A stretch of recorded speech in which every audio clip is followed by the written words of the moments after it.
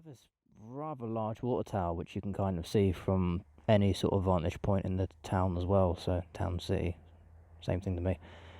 And yeah, it's been here for as long as I can remember, but I've never actually come up to see it until last weekend, where I did this entire video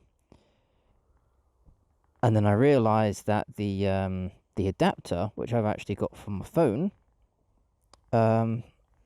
isn't suitable for this microphone. So the phone was simply recording through there. 2 hours I was on the bike for, and you can hear zero of me. Ain't red great. We have a camera. Last time I brought this out, last weekend, it ran out of battery before I even got to take a picture. So far so good. We have life. So no doubt by this time you've seen there's a few pictures on my Instagram and whatnot of the firework display that went off. And yeah, it's a bit of a ball ache when you're in a very dark environment and what's going on in the background is very light.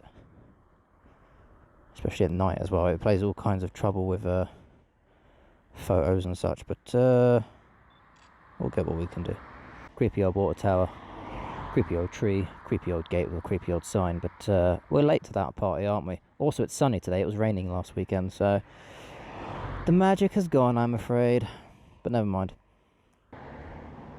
And what I'm going to do here, if you don't mind, excuse me. God, this is always a ball ache, isn't it? Come on.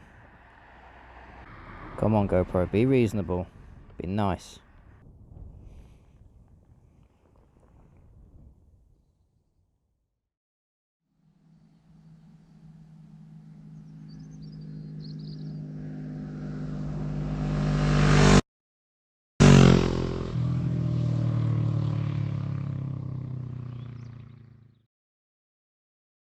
So, water tower and everything aside.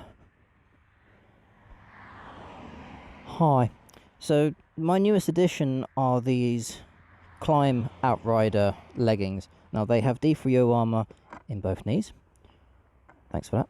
And also D3O armour on the hips as well. What I love about the D3O armour in this is it's not only in a suitable pocket, but they're also completely removable. They have a nice Velcro strap on there like that, so I can move them up and down the knees as and how I need to, which is absolutely fantastic. So I fell in love with these. I've done a trip to Guildford where I went down the M25 to visit a music store, and I would admit I had some thermal layer underneath this, but even on a chilly day doing the best part of 60 mile an hour for most of it, completely fine. The issue which I've had with a lot of riding, not necessarily motorcycle gear, because I don't normally wear motorcycle gear on my legs until now, is when you're riding, especially like a pair of jeans, the knees get very cold very quickly because they are exposed more enough to the elements, and a lot of wind gets that certain point. So when you get off the bike and you feel a little bit wobbly, that's my issue.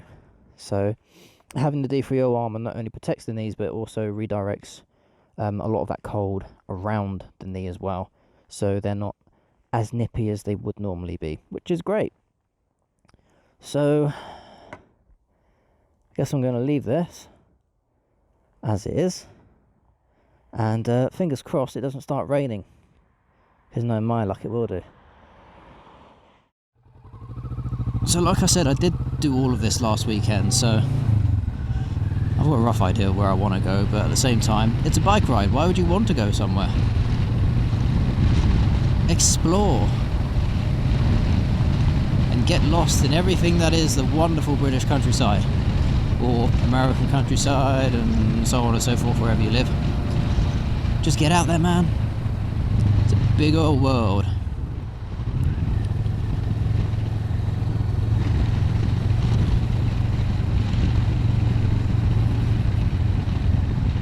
I remember someone leaving a comment in one of my videos, can't remember which one it was or who did it, but they mentioned something about liking the little villages and the towns around here, and you know, I completely agree. I love seeing all like the little places, the random pubs which blatantly used to be houses. And the thatch roofs, classics. It will often surprise you how quickly one of these little areas will sneak up on you. You could just be out on a back road somewhere, just minding your own business, and then bam, there's a village. It's beautiful. So as winter draws closer and closer, or is already here, how are we feeling? Are you the sort of person that rides all year round? Do you brave the elements like myself? Would you just stick your chin up, shoulders back, keep the back straight and say, screw it, I'm going for a ride? I know there's a lot of people out there who can't do that simply because of the climate. As the chilly weather approaches, one of the lads in the Kawasaki Vulcan S Riders group on Facebook posted an image of some of the grit that the local council has put down on the road. We had a cold snap a few weekends ago, and my god, that was nippy on the old nips, let me tell you that. And basically it's like a light dusting, if you would, and they explained it as it's kind of like rock salt, and what it does is it gets in all the itty gritty bits of your machine and such. So if you do see thank you very much, I'll get past these guys first, thank you very much, thank you very much. So if you do see the salt on the roads, then I cannot recommend enough that you wash your bike as soon as you're done with it, and I mean give it a damn good wash. Oh yeah, that's on. Salute the men that made the ultimate sacrifice for us and all that. May we never forget them, ever. The war may be 100 years past, but let's remember those brave chaps and chapettes who died for the cause. Took a very serious note there. But in all seriousness on that subject as well, I've wanted to do like a proper tribute to the marking of 100 years since the First War and such. But I'm not really the sort of person who will stand in front of a monument and then give a whole riff-raff speech about this, that and the other, as much as I want to. I, in myself, find it slightly disrespectful because, and this goes back a long time, I've always said, if I ever do go over to the US, there's a guitarist who got shot by the name of Dimebag Darrell from Pantera and a few other bands as well, Damage Plan. And Dimebag for the longest time has been like an icon for me of like absolute dirty metal prowess. The sounds he got out of that guitar, beautiful, everything. But I've always said if I do go to the US, I will visit where he has been laid to rest, and his brother died a few months ago as well, actually. And you know, now they're sort of buried next to each other in like the family grave, and it's heartbreaking. And I remember seeing a video a long time ago from this sort of like band that went to this cemetery to pay their respects, but they ended up sort of maybe unintentionally turning it into a promotional video for themselves.